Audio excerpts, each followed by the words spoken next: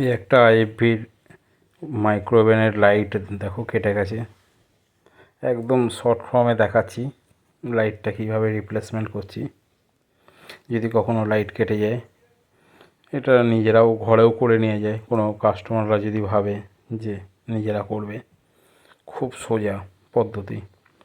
প্রথমে প্লাগটা খুলে নেবেন, খুলে নিয়ে ঢাকনাটা খুলে নিলেন, খুলে নিয়ে নর্মালি এই যে হোল্ডার কাম বাল্বটা লাগানো থাকে,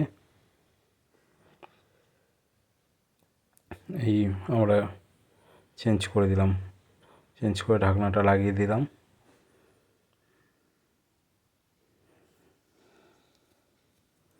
তো এবার এই চালিয়ে দেখিয়ে দিচ্ছি, এই যে হোল্ডার সমেত বাল্বটা,